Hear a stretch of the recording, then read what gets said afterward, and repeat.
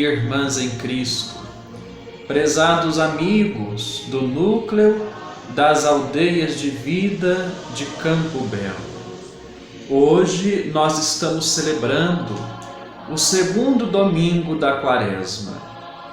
Quaresma, que é este tempo de conversão, durante o qual somos chamados a buscarmos a Deus, para que ao buscá-lo aprendamos a buscar também os nossos irmãos, aproximarmos-nos deles de maneira mais humana, mais solidária e fraterna.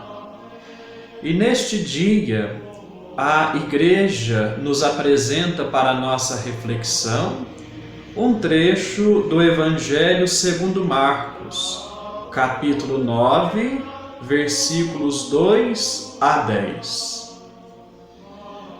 Esta passagem nos mostra a transfiguração de Jesus. O contexto é daquela viagem que Jesus estava fazendo para Jerusalém, ocasião na qual ele seria preso, condenado e morto. Então, neste caminho para Jerusalém, num determinado momento, Jesus toma consigo 3 de seus discípulos, Pedro, Tiago e João, e ele os leva consigo a uma montanha. E ali no alto da montanha, em oração, Jesus se transfigurou diante deles. Diz o Evangelho que as roupas de Jesus ficaram brilhantes e tão brancas como nenhuma lavadeira sobre a terra poderia alvejar. E naquele momento apareceu também Moisés e Elias, e os dois conversavam com Jesus. E ainda nos diz que naquele momento apareceu uma nuvem que cobriu a montanha, e da nuvem veio uma voz que dizia: "Este é o meu Filho amado, escutai o que ele diz." Esta passagem é muito rica de simbolismo e de ensinamentos para nós. Primeiro, quando nos mostra Jesus assim de maneira tão gloriosa, com seu rosto brilhante e suas roupas também brilhantes e com uma brancura que jamais se pôde ver. Esta maneira majestosa e gloriosa de Jesus se apresentar diante de seus discípulos era um sinal para eles. Porque dali a alguns dias, os discípulos de Jesus iriam se defrontar com a cena trágica de verem Jesus humilhado, morto e crucificado. Então, aquele momento de glória ali no monte, naquele momento Jesus manifestou antecipadamente aos seus discípulos a vitória dele, a glória dele. Ali Jesus se mostrou a seus discípulos como Deus, o Filho de Deus, glorioso. Aquele sinal serviu para que quando os discípulos o vissem desfigurado pela dor e pelo sofrimento, eles não perdessem a esperança, mas eles poderiam assim se lembrar daquele sinal de glória no qual eles viram Jesus. Assim também acontece em nossa vida. Muitas vezes passamos por momentos de dor, de calvário, mas é preciso termos um olhar iluminado pela fé para percebermos que, apesar de tantos calvários, temos também ao longo do caminho tantos sinais bonitos da glória de Deus em nossa vida, da presença bondosa e misericordiosa de Deus em nosso caminho. É quando a gente é capaz de enxergar estes sinais bonitos e luminosos da presença e da bondade de Deus em nossa vida, é quando somos capazes de enxergar estes sinais, é que temos força, coragem e esperança para continuarmos o nosso caminho, mesmo que às vezes seja um caminho também de Calvário. Depois nos diz aqui o Evangelho que quando apareceram aqueles dois personagens do Antigo Testamento, Moisés e Elias, esses personagens, o que eles significam? Moisés e Elias já haviam morrido há muitos séculos antes de Jesus. Mas aqui nesta cena, naquele momento, sobre a montanha, eles aparecem conversando com Jesus. Moisés foi aquele que recebeu de Deus os mandamentos. E Elias é conhecido no Antigo Testamento como o maior dos profetas antigos. Portanto, Moisés e Elias simbolizam o quê? Moisés simboliza a lei de Deus, lá do Antigo Testamento. E Elias simboliza as profecias do Antigo Testamento.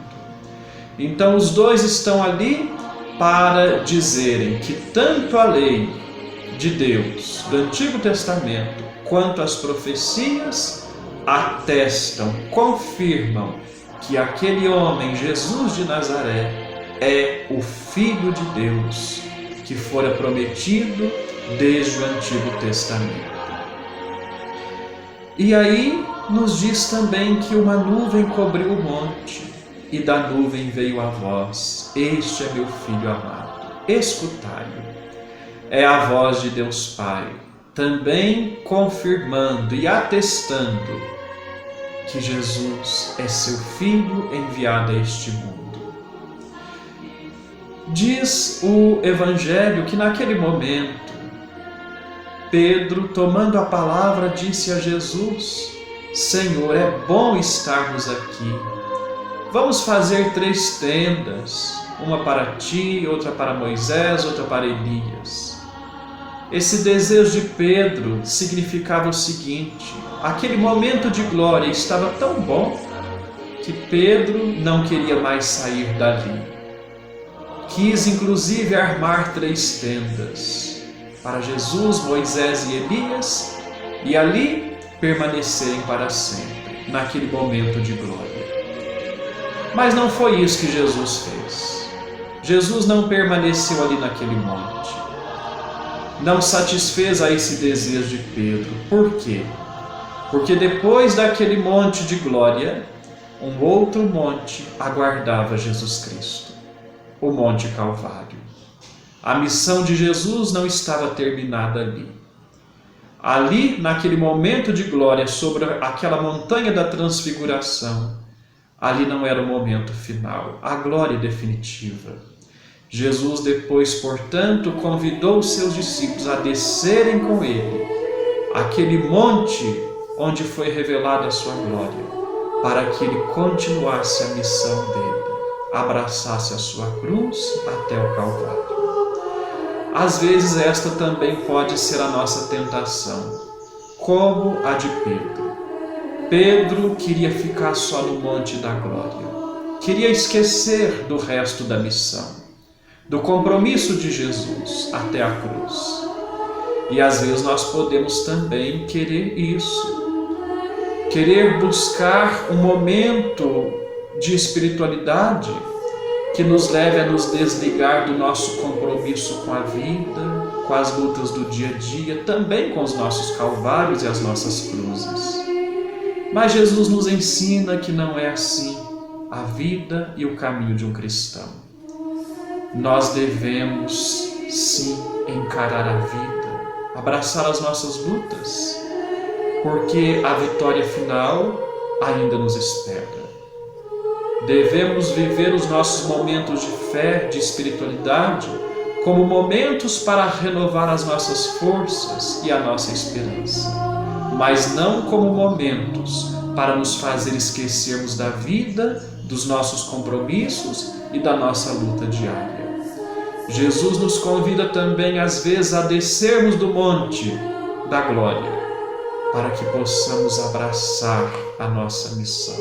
E quem sabe abraçar até a nossa cruz, na nossa fidelidade, no nosso compromisso diário com a missão que Ele nos confia. É no dia a dia, na vida diária, em meio às lutas e às dificuldades, que vamos fazendo o nosso caminho de seguimento a Jesus, até o dia em que nos será também apresentada a glória definitiva. Mas ainda não é o momento. O momento é de renovarmos as nossas forças através da fé, subindo também ao monte da oração, para depois descermos dele, para que possamos viver o nosso compromisso enquanto pessoas, membros da sociedade e enquanto cristãos. É interessante nós notarmos aqui, nesta passagem do Evangelho, que a voz de Deus Pai diz para os discípulos: "Este é meu Filho amado, escutai-o." O Pai nos pede para escutarmos a Jesus. Mas será que nós realmente somos capazes de escutar Jesus? Será que nós estamos ouvindo o que realmente Jesus tem a nos dizer? Muitas vezes podemos correr o risco de, na oração, escutarmos não a Jesus, mas escutarmos a nós mesmos. Às vezes até na nossa vida de fé, podemos ter dificuldade de ouvir realmente o que Jesus quer de nós, porque às vezes ouvimos só a nós mesmos, ouvimos o nosso próprio egoísmo, ouvimos os nossos preconceitos, ouvimos as nossas manias de grandeza, ouvimos a nossa própria arrogância e prepotência e não ouvimos a Jesus. Por isso é muito importante isto que o Pai nos diz: escutar a Jesus Cristo. Muitas vezes não sabemos escutar nem o nosso irmão, nem o próximo. Por isso, este ano, a campanha da fraternidade, de modo inspirador, nos convida a pensarmos no diálogo. O tema da campanha da fraternidade é fraternidade e diálogo, um compromisso de amor. O tema da campanha da fraternidade nos chama, portanto, a importância do diálogo. Mas só existe diálogo quando antes existe capacidade de escuta do outro, escuta do irmão, escuta daquele que é diferente de nós, capacidade de convívio respeitoso com aquele que às vezes não é igual a gente, mas mesmo assim a gente deve saber respeitar e escutar. A gente só aprende a dialogar quando antes aprende a escutar. Assim, o Evangelho de hoje nos convida a escutar Jesus, para que estejamos em diálogo com Ele.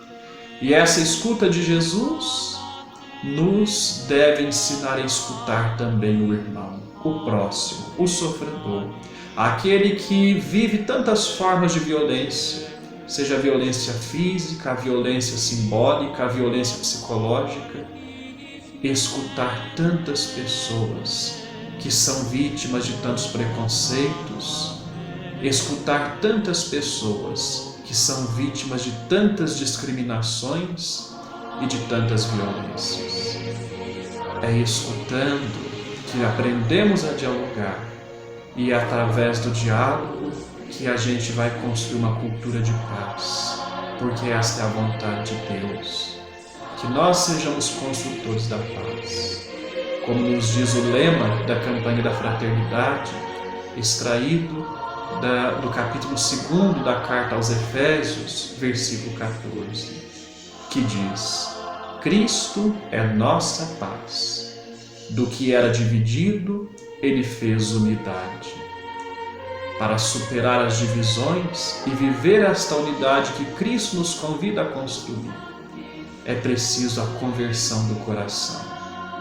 É preciso nos convertermos de muitas arrogâncias e prepotências e preconceitos, para que aprendamos a ouvir o outro a nos aproximarmos do outro com fraternidade, com abertura de coração, e assim derrubarmos tantos muros de inimizades e separações e construirmos pontes que nos aproximam do próximo e, consequentemente, nos aproximam de Deus. Deus que se faz presente na pessoa do irmão, sobretudo daqueles que sofrem tantas formas de violência. Sejamos construtores da paz, aprendamos a escutar, para sabermos também ser pessoas que dialogam. Louvado seja o nosso Senhor Jesus Cristo, para sempre seja louvado.